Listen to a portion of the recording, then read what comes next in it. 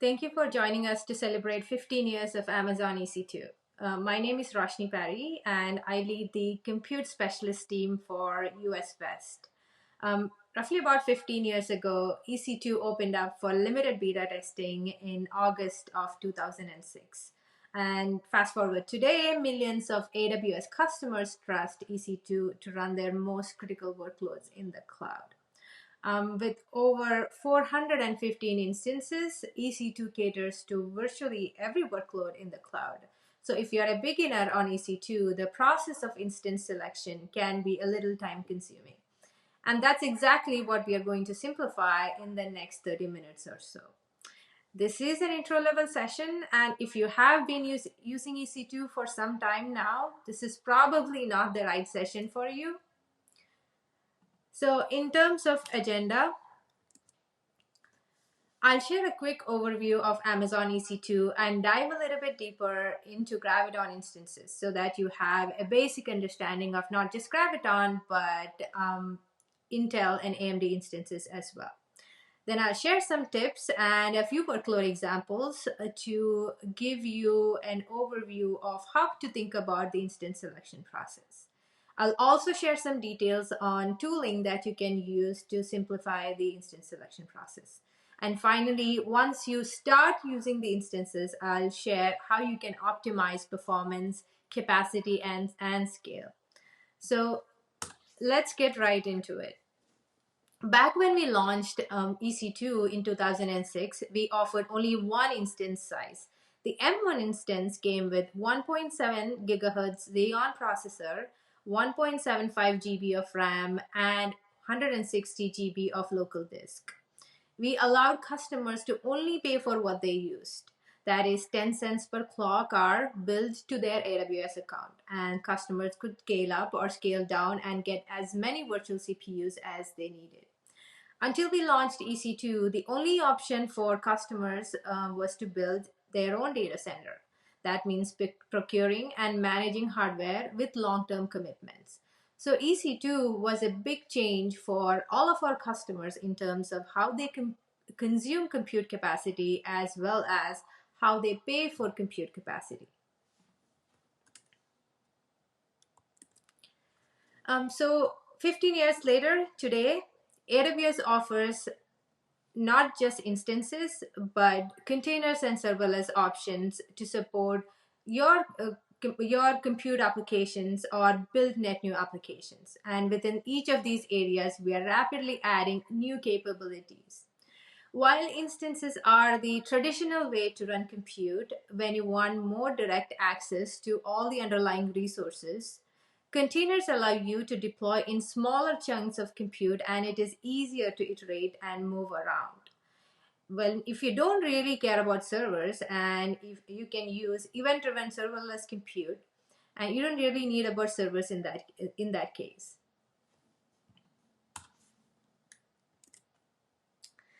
So in terms of instances, we've come a long way, like I mentioned before, from one instance type to over 415 instances with a wide range of processors and architectures to choose from. We have invested in new capabilities such as faster processors, introduced new instance families such as accelerated computing, and enhanced networking, storage, and management to really remove performance bottlenecks for you. In the last 15 years, we have also introduced options like EBS, Elastic Block Storage, to provide greater performance and storage flexibility with instant storage. We have also introduced Elastic Inference to reduce the cost of running deep learning inference by up to 75%. We introduced EFA, Elastic Fabric Adapter, as a network interface for any supported EC2 instance to run applications requiring high level of inter-node communication at scale on AWS. This is, for example, tightly coupled HPC workloads. You can use EFA.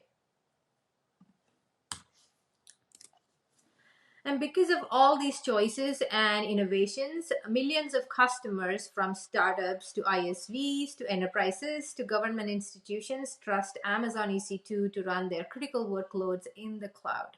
Our customers range from the solo developer launching as a new startup to big financial institutions needing high security. We have customers across every single vertical as well as industry segment. So, how are we able to meet all of these diverse requirements from these diverse set of customers? That is with our broadest and deepest choice of processors and accelerators. Today, EC2 instances are powered by a range of processors from Intel to AMD to Graviton2 processors. If you're not familiar with Graviton2 processors, they are custom built by AWS using 64-bit Omniverse cores to deliver the best performance on EC2. When we launched EC2, the first and only instance was based on Intel processors, and Intel have been with us from the very beginning of EC2. Today, the majority of our instances continue to be powered by the latest Intel processors, and these are not just simply off-the-shelf Intel Skylake or Cascade Lake processors. We have partnered with Intel to bring new processors that provide the highest sustained all-core turbo frequency, allowing you to run your workload faster on EC2. Now, AMD, we launched our first AMD instance in 2018, and AMD, powered by EPYC processors, have been delivering 10% better price performance across all of our x86 workloads. Today, we have multiple instances across majority of our regions featuring these AMD EPYC processors. Now, coming back to Graviton, we launched Graviton2 processor-based instances last year, M60, C60, R60, and these instances offer up to 40% price performance, better price performance compared to other fifth generation x86-based instances. As you can see here, besides the choice of CPUs, we also offer instances with a wide selection of hardware accelerators such as GPUs from NVIDIA, FPGAs from Xilinx, and AWS Inferentia, a custom designed chip for accelerating deep learning inference.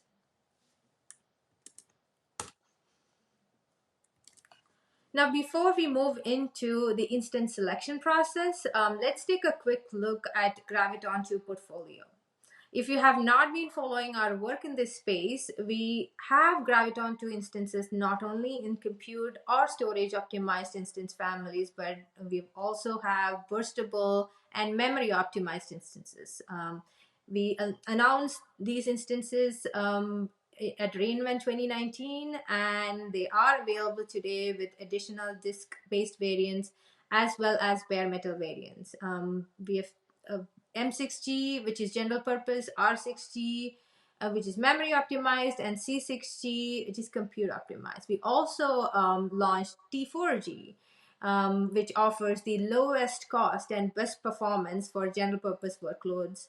And recently at reInvent, last reInvent, we launched C60N with 100 Gbps networking for compute intensive workloads such as high performance computing.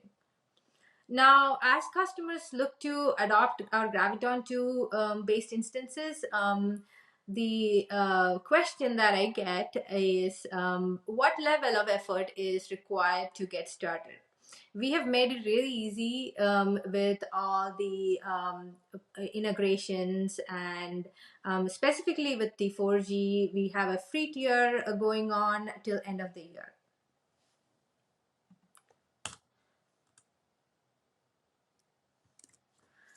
So Graviton2 has 64-bit Omniverse N1 cores, that is roughly 30 billion transistors, and compared to the first generation of Graviton2 instances, Graviton1 instances, which is A1, Graviton2 has 7 times the performance, 4 times the number of cores, 5 times faster memory, and twice the amount of caching. Now, what are some of the workloads that are supported by Graviton2 instances?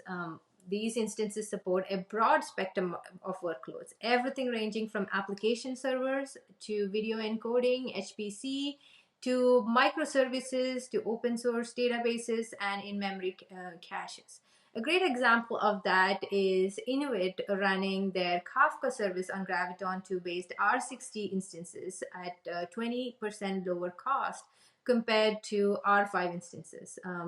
We have Formula One also plans to run their CFD workloads on C6G and C6GN instances, and they've seen a potential to lower cost by up to 40% compared to similar workloads on C5N instances. So with all these processor and accelerator choices, if you're a beginner or if you just started using EC2, the instant selection process can be a little time consuming. So I will try to simplify this for you in the next couple of slides. But before we get there, I wanted to make a last stop at a few high-level concepts like armies, instances, instance type, instance family, and instance nomenclature. So what are some of these concepts? An army or an Amazon machine image is a template that defines your operating environment, including your operating system. You can use a single army to launch one instance or thousands of instances. We talked a lot about EC2 instances. So what is an instance? An instance provides compute power and the fundamental building blocks needed you to get started with compute capacity on AWS. Instances are created by launching an army on a particular instance type. Now, an instance type comprises of various combination of CPU, memory, and networking capacity and gives you the flexibility to choose the right mix of resources needed for your application. Instance families are a collection of instances like M family or R family or C family. So let's deconstruct this example here, M5D extra large. What does this mean? The first letter on the right, M, denotes the instance family, which in this case is a general purpose instance. General purpose is basically instance that offers balanced amount of compute, memory, and networking resources. The next letter, 5, denotes the generation. As we added new technology to our instances, we realized that we wanted to expose these innovations to our customers. So we try and launch new generations to improve our underlying instances. Then the next one is D, which denotes disk. We basically wanted to add additional capabilities like CPU, network, storage. And in this case, M5D, which means disk, offers up to 3.6 terabytes of NVMe-based SSDs. The last one here is nothing but simple t-shirt sizing of instances, and in this case it is extra large. And something to keep in mind is that every instance types in a family will have some ratio, but each size has twice the CPU, memory, and storage as the previous size, enabling you to scale up as needed. Now that we understand what goes into an instance, let's get into the instance selection process. So the very basic prerequisite is to know your workload. For that, you need to ask the following questions. What are my business requirements? Like, for example, do I need consistent high performance, or is cost the most important factor for me, or do I need to keep up my operational SLA? Then you also need to see if there are any bottlenecks in terms of disk I/O, memory, and network utilization. And if there are multiple, you need to decide on what is the most important one for your business. Once you have answered all of these questions, you can move on to deciding the right instance for your workload. So I'm going to walk you through 4 simple tips that you can keep in mind when you are going through the instance selection process. So tip number 1 is to familiarize with all the instances, but you don't need to memorize everything. There are 415 instances, so it is practically impossible to memorize everything. But at very high level, there are different types of instances: general purpose, burstable, compute intensive, memory intensive, storage, dense storage, or accelerated computing. General purpose instances provide a balance of compute, memory, and networking resources and can be used for a variety of diverse workloads. These are ideal for applications that use resources in equal proportions, such as web servers or code repositories. Compute optimized instances are ideal for compute bound applications that benefit from high performance processors. Instances from this family are well suited for batch processing, HPC, scientific modeling, media transcoding, machine learning, and gaming servers. Memory optimized instances are designed to deliver fast performance for your workloads that process really large data sets in memory. Accelerated computing instances use hardware accelerated or coprocessors to perform functions such as floating point number calculations, graphic processing, or data pattern matching more efficiently than it is possible to do on CPUs.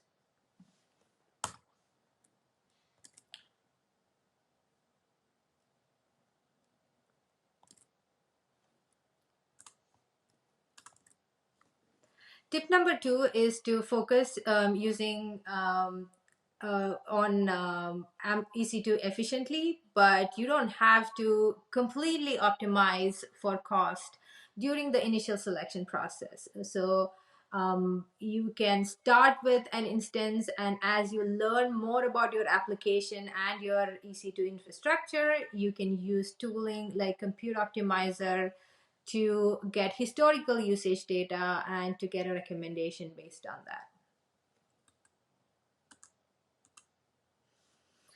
that.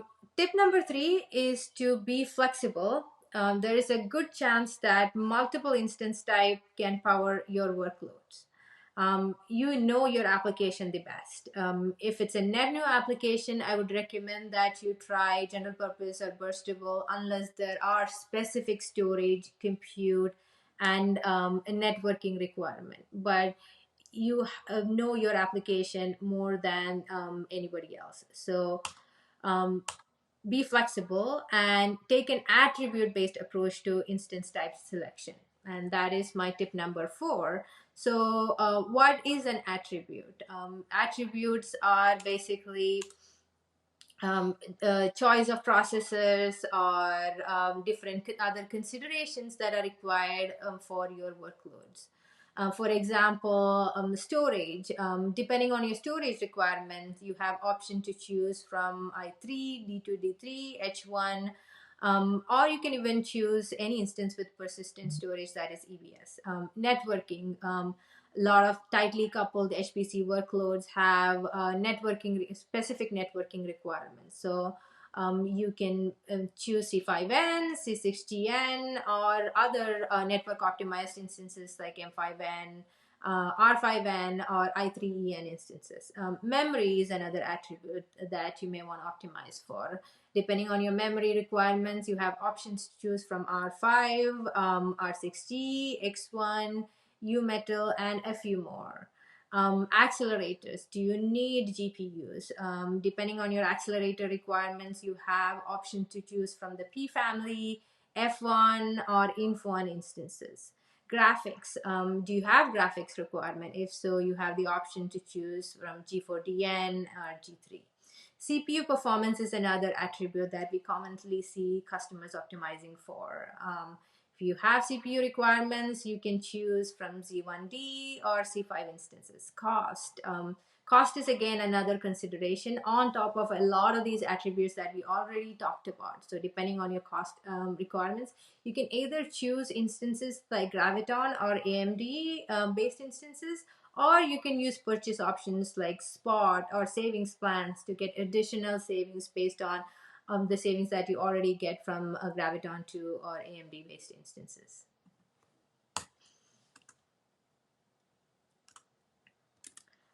So we talked about the attributes based approach. So I've compiled a checklist of questions you can use to go through the selection process. Do you need a specific processor type? Can you take advantage of burstable performance from T4G, T3, or other burstable instances? Can you take advantage of ARM processors, Graviton2 processors? How much memory do you need? Do you have a minimum or a maximum? What is your vCPU to memory ratio that you need for your application? What are your network performance requirements? Do you have a tightly coupled workload or do you not need that? And finally, do you need accelerated computing? Do you need GPAs or FPGAs? So I've compiled two examples here to walk you through the thought process behind instance selection. The first one is a very basic web server, and here's a very basic reference architecture of a web app running on containers behind ELB or Elastic Load Balancer server. Generally speaking, web servers run well on general purpose instances like M5, M5A, or M6G, but you can also use burstable general purpose instance like T4G, T3, or T3A. Burstable performance instances provide baseline level of CPU performance with the ability to burst above the baseline when needed. So applications like web servers, which doesn't need consistent high level of CPU, they benefit significantly from having full access to very fast CPUs when they need them. For high performance web servers, you can use compute optimized instances like C5, C5A, or C6G. But the key is to get started on an instance such as a general purpose, and then you can optimize as you understand more about your infrastructure and more about your EC2 instance. Now let's take a look at a slightly more complex example on AWS, like an HPC workload, like Monte Carlo simulation. Monte Carlo simulation workloads are run in industries like financial services, engineering, and manufacturing. They're used to model risk and predict possible future outcomes, or even process large volumes of data to gain insights. Investment banks use Monte Carlo simulations extensively to model all forms of risk, and it forms a fundamental part of calculating and reporting risk and exposure to industry regulation. In this reference architecture, you can see that we have the complete end-to-end architecture, but I will be focusing on this very small cloud-based auto-scaling HPC clusters. So you can see that in this cluster, I'm using a mix of instances and a mix of purchase options across different availability zones. So I have 3 availability zones here, and I have C4 large spot instance, M5 large spot instance, and C5 extra large on-demand instance. So the key here is to be flexible across instance types, across availability zones, and you can optimize your infrastructure based on that. So just quickly want to share that if you have if you need high single-threaded performance for HPC workloads, so instead of using C5 or M5, you can use M5ZN with a clock speed of 4.5 gigahertz and up to 192 GB of memory, or Z1D with a clock speed of 4 gigahertz up to 384 GB of memory.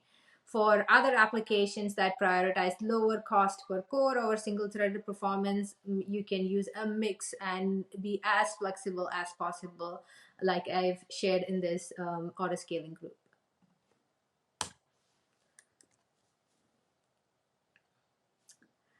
So as we are focused on providing you the broadest and deepest platform to enable choice, we are also invested in making the compute platform easy to use so that the choices does not become a complexity for you.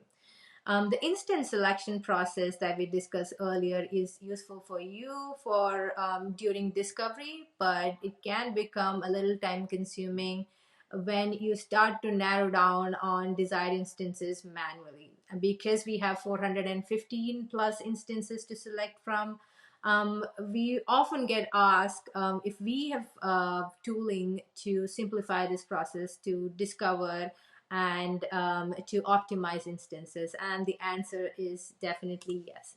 So the first feature or tool that I'd recommend is EC2 instance discovery. With EC2 instance discovery, you can specify hardware requirements, and EC2 instance discovery will give you the comparable list of instances to review across price, location, and performance that fit with the various attributes that we discussed earlier. This is a single source of truth that you can use for the latest and greatest instance types, attributes, regional, zonal offerings, and pricing. You can also use the EC2 console management, and I'll get to that in just a bit, to simplify this discovery and search process. We have also enabled programmatic access if you prefer that, to help you easily find and compare EC2 instances to achieve performance at a minimal cost for your unique workloads. So let's take a quick snapshot of the instance discovery. If you navigate to the instance type selection screen in EC2 console, and if you click on the gear icon on the left, you can see this screen. You can now customize the information shown in the table by toggling attributes on and off. This allows you to see only the information that is important to you.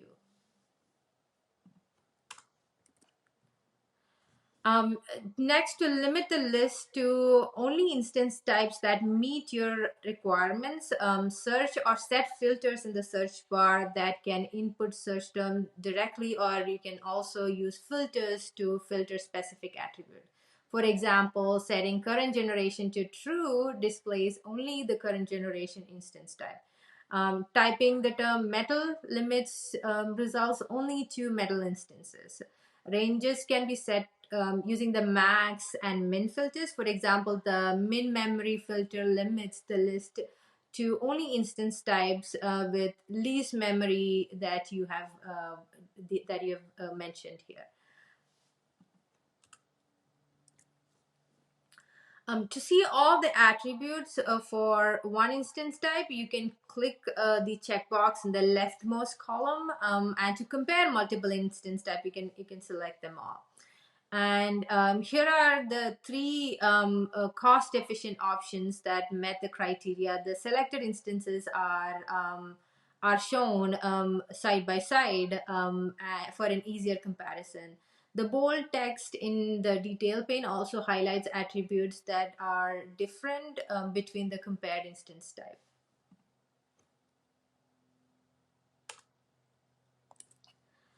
Now moving on to another tool to simplify the instance selection process, as EC2 Instance Selector. This is an open source project that was designed to be able to be as flexible as possible for you to tell us what is important for you. You can use the CLI tool and Go library, and it'll recommend instance types based on attributes like CPU, memory, network performance, and all the other attributes that we discussed before, and it'll return the available matching instance type. You can click on this GitHub link, or you can go to this GitHub link to learn more about it. Now that you have an understanding of EC2 instances, you know how to think about selecting the right instance for your workload. And we also saw some simple tools to help you with the selection process. Let's take a look at how you can optimize your workload for price, performance, and capacity. When you think about cost optimization, you always think about it as an either-or conversation, but as a matter of fact, it is not an either-or conversation. You can optimize your cost as well as performance at the same time. So how do you do that? There are three main levers that you can use, and we'll be covering more of these topics in the next segment with Boyd. So I will just give a quick overview of optimization here. So the three levers are purchase options. You can mix purchase options like on-demand, EC2 spot instances, and savings plan. The second lever is capacity management tools like EC2 autoscaling, which basically abstracts all the complexity of managing a fleet and all the complexity of managing diverse set of instances. And finally, the third lever is performance management tools like AWS Compute Optimizer. And like I mentioned before, you will get to learn more about this in the next segment. So to summarize, to make the instance selection process simple and easy, the first thing to do is to familiarize yourself with instance type categories. And you don't need to memorize everything, you just need to familiarize yourself at a high level on what options are available for you. The next step is to take an attribute based approach to instance selection. We talked about all the attributes that you need to consider: storage, networking, do you need GPUs, etc. Then you can use some of the tooling that we offer, like Instant Selector, to make this simple and easy for you. Finally, once you start with these instances, once you get started with your application, you can learn over time and you can optimize price, performance, and capacity. Before you go, I wanted to share a little bit about the Graviton challenge. If you want to learn more about Graviton, click on this link and you can participate in the Graviton2 challenge. Thank you all for joining me today. Please make sure to fill out the survey form and let us know what change you would like to make for the next time. Thank you.